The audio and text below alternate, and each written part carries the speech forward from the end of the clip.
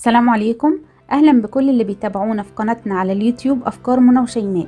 النهارده هنتكلم مع بعض او هنوجه كلامنا للناس اللي عايزه تعمل مشروع صغير من البيت، يكون الربح المادي بتاعه عالي وفي نفس الوقت عايز راس مال صغير، وفي نفس الوقت برضو هما مش عايزين يجازفوا او ما يبقاش فيه مخاطره ماديه.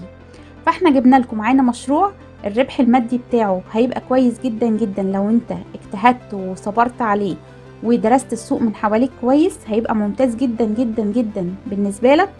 وكمان راس المال بتاعه بسيط، مش محتاج يعني راس مال عالي، وفي نفس الوقت برضو ملوش اي خسائر مادية او تكاد تكون معدومة. المشروع بتاعنا هو مشروع آلة استخلاص الزيوت من البذور الجافة في المنزل. ليه؟ لانه مشروع صغير مش هيحتاج غير مكان بسيط. طيب هنتعرف الاول على الآلة دي او المكنة دي. هي آلة بتستخلص الزيوت من البذور الجافة المختلفة، يعني ممكن المكنة الواحدة تطلع لك مثلا 10 أنواع زيت أو أكتر على حسب حجمها وسعرها والنوع اللي انت طلبته. تمام؟ طيب هي بتطلع الزيت بيكون بدرجة عالية جدا من الدقة والنقاء، وبيتم تعبئته بعد كده في أزايز صغيرة من أول 50 ملي لحد اللتر. تمام؟ ده بالنسبة لك لان انت مشروع صغير، فانتوا عارفين طبعا ازاز الزيت اللي هي ال50 ملي دي مثلا يعني زي زيت السمسم او زيت حبة البركة او زيت اللوز، الزيوت اللي احنا كلنا بنشوفها عند العطارين. هو ده المشروع بتاعنا. طبعا الزيوت اللي هي بتستخلص من البذور الجافة ديت عليها طلب شديد جدا، فيعني بعيدا بقى عن اي صناعات طبية او كده، لان دي هتحتاج كميات رهيبة وكبيرة جدا. احنا هنتوجه بنظرنا مثلا للعطارين. العطارين بيحتاجوا الزيوت دي بكميات، خلاص الكميات دي انت كمشروع صغير انت تقدر توفرها. لو انت بس لفيت كده لفة في البلد اللي انت فيها او المنطقة اللي انت فيها وشفت العطارين بيشتغلوا في الزيوت ايه وبيحتاجوا زيوت ايه، تمام، هتقدر ان انت تعرف او تحدد انواع الزيوت اللي انت هتشتغل فيها واللي انت عارف انها هتطلب منك. تمام. الزيوت دي بقى بتستخدم في وصفات الشعر، وصفات للبشرة، خلطات للتدليك او للامراض الجلدية البسيطة. يعني ايه الحاجات دي بتستخدم كتير جدا واحنا كلنا عارفينها وبنشتريها من العطار. خلاص. فالمشروع بتاعنا ده اللي احنا هننتج منه كمية محدودة من الزيوت دي هيبقى الطلب عليها كتير، ونقدر نبيعها للافراد والمحلات العطارة بالذات، وهي تعتبر من الافكار الحلوة جدا جدا، لان كمان ما فيهاش يعني منافسة كتير، ما فيش ناس كتير شغالة فيها. كمان انت تقدر تنافس او تقدر تسأل نفسك انا ايه اللي يخليه مثلا ياخد مني. لا، هو ممكن ياخد منك لو انت عندك ضمير. تمام. لو انت هو جرب الزيت بتاعك مرة واتنين وعرف ان انت مش بتغش وعرف ان انت نظيف، بالتالي هو هياخد منك مرة واتنين وتلاتة، وبالتالي مع الوقت انت تقدر تعمل قاعدة من العملاء او الزباين اللي هم انت عارف ان هم هيطلبوا منك. تمام. وتقدر تتوسع وتكبر بالطريقة دي. خلاص. طيب احنا كده خلصنا النقطة الاولى او المقدمة او اتعرفنا على الآلة بتاعتنا. طيب نشوف النقطة التانية. النقطة التانية اللي هنتكلم فيها الموقع او المساحة طبعا بتاعت المشروع. كل واحد فينا طبعا ايه عايز يعمل مشروع صغير، فهو عارف ان هو مش هيقدر مثلا يبدأ انه يأجر مكان مثلا ايجاره عالي او لا، احنا محتاجين الأوضة دي انت ممكن تبدأ بيها او توفرها في بيتك، طالما انت مش هترخص، يعني انت مش هتبدأ بترخيص. ليه؟ لانك لو بدأت بالترخيص فانت محتاج مش اقل من 150 متر، فبالتالي اكيد هتحتاج ان انت تأجر مكان بره. لا، فانا هبدأ بالمكنة الصغيرة اصغر حجم، وهبدأ بأوضة مثلا في بيتي. خلاص. طيب احنا مش عايزين مساحة كبيرة، المكنة اصلا نفسها صغيرة جدا، يعني هنتعرف كمان شوية على ابعادها، هتعرفوا انها زي مثلا الكيتشن ماشين اللي الست بتجيبها في البيت. خلاص. حاجة صغيرة جدا بتنتج زيوت، يعني في بعض البلدان بيجيبوا المكنة دي في بيتهم في مطبخهم، بتوفر لهم احتياجاتهم الشخصية من الزيوت، من زيت السمسم، من زيت بذرة الكتان، او الزيوت اللي هي الناس بتستخدمها. ليه؟ لان الزيوت اللي بتبقى معصورة على البارد دي بتبقى صحية جدا. ليه؟ لانها مش مهدرجة ومش مكررة ومش متعرضة لاي مواد كيماوية، دي حاجات طبيعية. المكنة اصلا كل اللي بتعمله انها بتضغط على البذرة بشكل شديد جدا، بتعمل لها عملية كبس، فبالتالي بينتج منها حاجتين: البذرة الجافة او الفضلات الجافة والزيت. تمام. بياخدوا الزيت يستخدموه في الطبخ وفي الاكل، وبياخدوا الفضلات الجافة دي اصلا علف عالي البروتين، ممكن يتباع وممكن يستخدم لو في حيوانات في البيت. فاصلا المكنة مش بتخسر لاي شيء، هي مش بتخسر، بالعكس هي مفيدة جدا جدا. خلاص. فاحنا علشان ما نخرجش بره الموضوع، احنا اتفقنا ان الموقع او المساحة بتاعة المشروع احنا عايزين غرفة بس، غرفة هنحط فيها المكنة او المكنتين اللي احنا هنشتريهم. خلاص. طيب الغرفة دي ليها مواصفات؟ طبعا ليها مواصفات. مواصفاتها اول شيء في الموضوع ده النظافة. طبعا شبابيك ما تكونش معرضة لأتربة جامدة او هنقفلها خالص. تمام. المكان يبقى متعقم ونضيف جدا جدا، لان دي زيوت هتتاكل، ممكن جدا انها تتاكل، فبالتالي احنا مش محتاجين اي تراب ولا اي عدم نظافة. النظافة ثم النظافة ثم النظافة. لو انت عايز تبقى منافس وعايز تبقى المنتج بتاعك عليه طلب، لازم تحقق الشروط دي، ودي شروط بسيطة. يعني النظافة دي شيء بسيط اي حد يقدر يعمله. هنقفل الشبابيك بتاعة الغرفة. الغرفة هتبقى متنضفة تماما، مفيش اي مشاكل في الحيطان، مفيش اي رطوبة، مفيش اي حاجة خالص، متبيضة نظيفة، الارض نظيفة. خلاص. وحاطين المكن بتاعنا. طيب هدخل للأوضة بالحذاء بتاعي؟ لا، انت هتتخصص حذاء مخصوص مثلا للأوضة دي، يبقى ده بتاع الشغل، هتلبسه وتدخل وتقلعه وتخرج. خلاص. طيب مفيش حد غريب يدخل الأوضة. اللي هيدخل الأوضة هم الناس، الفرد أو الفردين اللي هم شغالين في الموضوع بس، إنما حد يدخل ويخرج لا. خلاص. فدي مواصفات المكان أو الأوضة بتاعة المشروع. خلاص.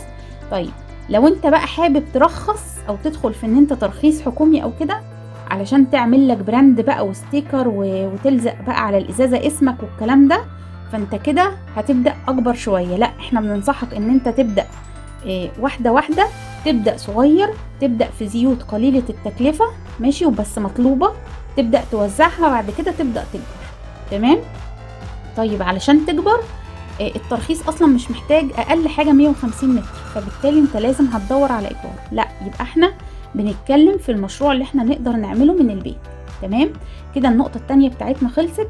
هنتكلم في النقطة التالتة بقى، وهي آلة استخلاص الزيوت نفسها. آلة استخلاص الزيوت هنتكلم بقى عن أبعادها علشان تعرفوا أو تتخيلوا كده معايا دي حاجة قد إيه. أنا بقولكوا أصلا في بلدان بيجيبوها في المطبخ زي الكيتشن ماشين بالظبط، بيستخدموها في إنها توفي طلبات البيت. بدل ما يشتروا الزيوت، لا، أنا هجيب البذور أطلع منها الزيوت بتاعتي اللي أنا هستخدمها في البيت وصحية، وكمان أطلع علف للحيوانات سواء أبيعه أو استخدمه. تمام. فتخيلوا معايا كده إن هي طولها 43 سنتي، عرضها 17.5 سنتي، ارتفاعها 18.5 سنتي. تمام. حاجة صغيرة جدا. مصنوعة من ايه؟ هي مصنوعة من الفولاذ المقاوم للصدأ. يعني هي ما بتصديش، يعني مش هيبقى عندي اي مشاكل. طبعا الصدى يعني سم، يعني هحول الزيت اللي انا بطلعه تبقى حاجة سامة، لا، فلازم المكنة ما تصديش. خلاص. طيب هنيجي نسأل برضو، يا ترى موفرة في الكهرباء؟ هتشتغل على كهرباء البيت ولا هتحتاج ان انا احط لها جهد اضافي؟ لا، هي هتشتغل على كهرباء البيت، ما تحتاجش لاي جهد اضافي ان انا ازوده لها. تمام. طيب يبقى دي كلها مميزات. خلاص. طيب ايه اللي بيميزها كمان؟ اللي بيميزها كمان وهي الحاجة المهمة جدا، ان هي بتعصر البذور على البارد. تمام. الناس اللي ما تعرفش يعني ايه عصر على البارد، الزيوت اللي احنا بنجيبها كلها في البيت وبنطبخ بيها دي كلها زيوت غير صحية، مهدرجة ومكررة وطلعان عينها، يعني من الاخر، اللي هي بتمر على مراحل كتير جدا من درجات حرارة مرتفعة، من مواد كيماوية بتنضاف لها، فكل ده حاجات مش صحية. انما الحاجة اللي بتتعصر على البارد بطريقة طبيعية دي بتبقى صحية جدا جدا. عشان كده ليه زيت الزيتون صحي؟ لانه بيتعصر على البارد. تمام. يعني ايه برضو عصر على البارد للناس اللي مش فاهمة؟ ان بتبقى مثلا انا خدنا البذرة دي حطيناها في المكنة، اتضغط عليها جامد جدا جدا، فتقوم البذرة نفسها خلاص بتنفصل بقى، الزيوت بتاعتها تخرج والفضلات الجافة تخرج من الناحية التانية. تمام. طيب فكرة العمل بتاعة المكنة دي اساسها هي اننا بنجيب البذور الجافة نحطها فيها من فوق، تقوم الآلة دي تقعد تعصرها تعصرها تعصرها جامد جدا وتضغط عليها جامد جدا، فتفصلها بقى، تنزل الزيت في وعاء مخصص للزيت. تمام. وكمان بيبقى فيه مصفى، يعني الوعاء ده كمان فيه مصفى عشان تصفيه كمان الزيت. يعني هو كده اتفصل مرتين، مرة طلعت الفضلات الجافة، وكمان الوعاء اللي هو بينزل فيه بيتصفى كمان تاني علشان يبقى نقي جدا جدا جدا. خلاص. طيب الفضلات بقى او الحاجات الجافة او اللي هي البذور اللي اتعصرت دي بتبقى بتروح في جهة تانية خالص، ودي بتتجمع وتتباع كعلف للحيوانات. زي ما قلت كده بيبقى فيها نسبة البروتين عالية جدا جدا، فهي كعلف كمان مطلوبة. علشان كده انا بقول لكم ان المكنة دي او الآلة دي لو انت قدرت فعلا توفرها وتشتغل عليها، هي رخيصة الثمن، دخل عالي، مفيش، كل حاجة فيها بتتباع، مفيش حاجة هتترمى، سواء هتبيع علف سواء هتبيع زيت سواء هتوفي طلبات بيتك كمان من الزيوت. تمام. طيب نتكلم عن السعر علشان ده هو اللي يهم الناس. طيب سعرها ايه؟ لو انت والله بتعرف تتعامل على النت وبتعرف تشتغل وتطلب من علي اكسبريس وكده، هي تمنها لو جالك شحن حوالي 240 دولار. تمام. طيب انا مش يعني مش عارفة اخر سعر ليها بالظبط، بس هو ده كان المتوسط او اخر حاجة شفتها. خلاص. طيب ده سعر الشراء بس، من غير بقى شحن، من غير جمارك، من غير. طيب والله لو انا واحد بقى لا انا ماليش في السكة دي، مش حابب والكلام ده، يبقى انت هتدور على حد جوه مصر. لو احنا جوه مصر هندور جوه مصر. طبعا انا كلامي بيتوجه لكل الناس اللي بيسمعونا باللغة العربية في اي حتة. تمام. هتدور لو انت مش عارف تجيبها من الصين، هتدور على حد يجيبها لك، مكتب شحن. دور كده، اكتب على جوجل مكتب شحن يجيبها لك، تكون بتتصنع في البلد. احنا بالنسبة لنا في شركات بتصنعها في مصر وممتازة جدا جدا، وبتوصل لان المكنة الواحدة بتعصر 100 نوع من البذور، بتطلع 100 نوع من الزيوت. فعندنا في مصر موجود ومتاح. وده مش عشان احنا مش فيديو ترويجي لحد، فانا ما اقدرش اقول اسم شركة معينة، بس افتحوا كده جوجل واكتبوا، هتلاقوا ايه، هيطلع لكم شركات كتير جدا ومعظمها مضمونة، او هتشوفوا بقى ايه اراء الناس فيها. فانت بتقارن السعر، هتشوف انا اقدر اجيبها مثلا من علي اكسبريس بالشحن بالجمارك توصل لي، ولا الاحسن لي ان انا اشتريها من جوه مصر. تمام. فانت بتعمل المقارنة دي، والاريح لك بتمشي معاه. خلاص. دي حاجة بقى ترجع لك، لان دي حاجة المادية. خلاص. طيب هنتكلم على النقطة اللي بعد كده. خلاص. هي الانتاجية بتاعة المكنة دي. خلاص. المكنة دي بتطلع قد ايه؟ تقدر تطلع لي قد ايه؟ المكنة دي بتقدر ان هي تستخلص الزيوت من جميع انواع البذور الجافة. خلاص. طيب بتطلع قد ايه في الساعة؟ بتطلع في الساعة الواحدة من 3 ل 6 كيلو. بس هنقول الافضل ليك ان انت لسه كواحد لسه بتبتدي او لسه في البداية خالص، ان انت تدور على البذور الرخيصة اللي هي سعرها اقل والطلب عليها اكتر. صح. طيب وبعد فترة اما ابدأ بقى اكسب عملاء والتجار يعرفوا ان انا نضيف، وان انا الزيت بتاعي نضيف، وان انا عندي ضمير، وان انا ما بغشش وما بزودش الكمية بطرق غير مشروعة، او ان انا مش نضيف مثلا والزيت فيه شوائب، انا شايف عملي كويس جدا وشايف شغلي كويس جدا، فبالتالي انا هنطلب مني مرة واثنين وثلاثة، بعد كده ابدأ اكبر، وبعد كده ابدأ اجيب بقى الزيوت اللي سعرها اعلى والبذور الاعلى. خلاص. طيب لو انت حابب، هنتكلم برضو الناس اللي حابة ترخص المشروع ويبقى عندها علامة تجارية. يعني ايه؟ يعني الازازة بتاعتي هيبقى بيها في عليها ستيكر باسمي. تمام. وان انا بقى اقدر اوزع، وان انا اسمي في السوق. خلاص. نوزع بشكل قانوني يعني، او بشكل ايه اكثر احترافية. خلاص. طيب آلة استخلاص الزيوت عشان تبقى بالمواصفات دي، وعلشان تكون تنتج لي بقى كمية كبيرة من الزيت وكمية اكبر، خلاص ممكن توصل ل 800 لتر كمان في اليوم. خلاص. فدي مرحلة تانية، احنا بننصح ان انت تبدأ على قدك، او تبدأ ان انت صغير. خلاص. تبدأ بكميات صغيرة، وتبدأ بالبذور الرخيصة اللي عليها طلب، وبعد كده ابقى اعلى واحدة واحدة. بس اهم حاجة انت دي مرحلة اسمها مرحلة كسب الثقة. اما تاخد الثقة بقى ابقى اعمل اكتر. تمام. ودي نقطة الانتاجية كده خلصناها. طيب هنتكلم في نقطة تانية، وهي نقطة تعبئة الزيوت. الزيوت اللي احنا مطلعينها دي هنعبيها في ايه علشان تفضل نظيفة؟ وكمان لازم نعرف معلومة مهمة جدا، ان الضوء هيأثر عليها، فلازم تبقى الازايز معتمة. خلاص. ودي زي ما احنا بنعمل في زيت الزيتون هنعمل في كل الزيوت المعصورة على البارد. يعني مش زيت الزيتون بس اللي بنخاف عليه من الضوء ونحطه في ازايز غامقه، لا، كل الزيوت اللي بتتعصر على البارد الضوء بيأثر عليها. تمام. طيب اول حاجه كده احنا المكنه طلعت لنا زيت، هنحطه فين قبل ما نعبيه في الازايز؟ يبقى هنحطه في براميل دي بتبقى صغيره، بتبقى مصنعه من الستانلس ستيل اللي هو الغير قابل للصدأ، اللي هو ما بيصديش. تمام.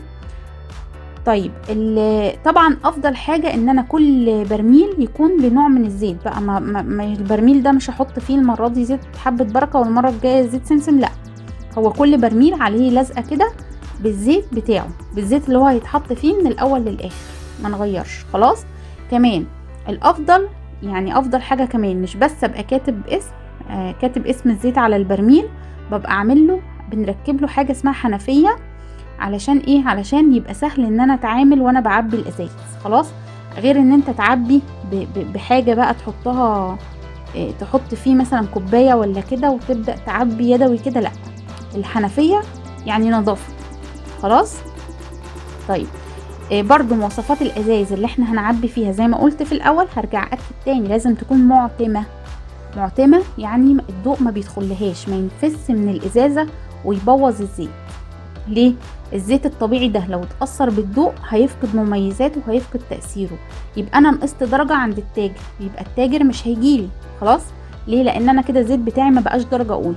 انت عايز تبقى درجة اولى في كل حاجة، في الجودة وفي النظافة وفي التعبئة. ليه؟ علشان تكبر وعشان يبقى الطلب عليك، والله انا جبت لك مرة هاتلي تاني وهاتلي تالت، فبالتالي دي نقطة مهمة جدا جدا. خلاص كده نقطة التعبئة غطيناها وخلصنا. طيب نقطة مهمة جدا جدا جدا هنتكلم عنها دلوقتي، وهي نقطة التسويق والمبيعات.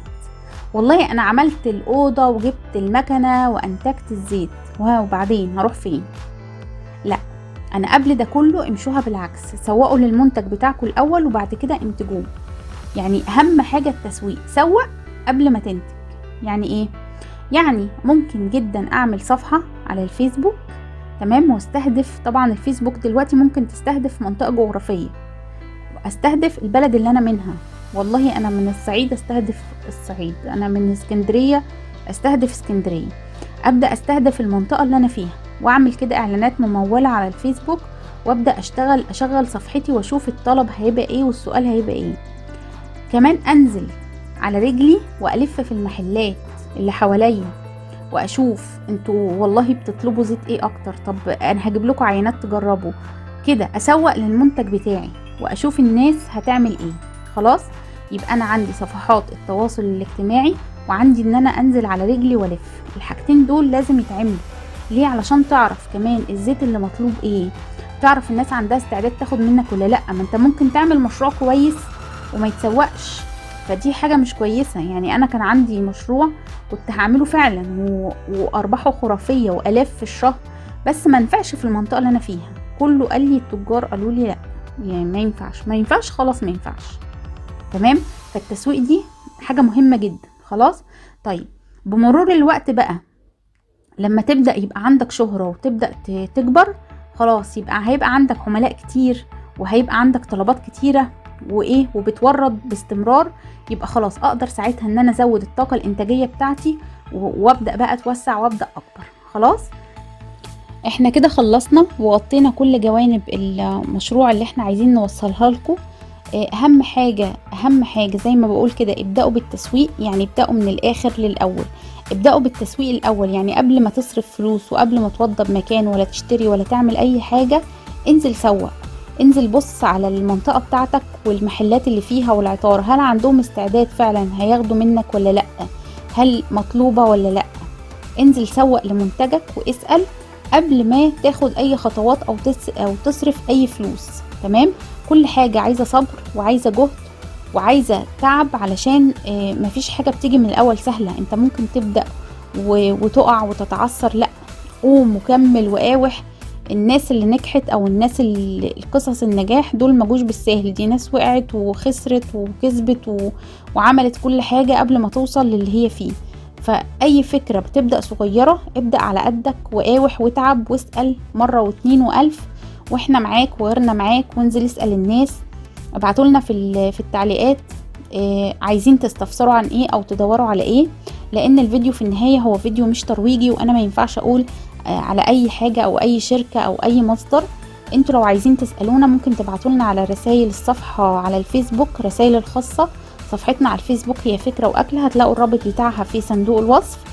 ما تنسوش بقى تعملوا لايك وشير للفيديو، وتشتركوا في قناتنا على اليوتيوب افكار منى وشيماء، وتشتركوا في قناتنا التانية مطبخ منى وشيماء، برضو تفعلوا الجرس علشان يوصلكوا دايما كل جديد. وما تنسوش تعملوا فولو لصفحتنا على الفيسبوك فكرة واكل. شكرا والسلام عليكم.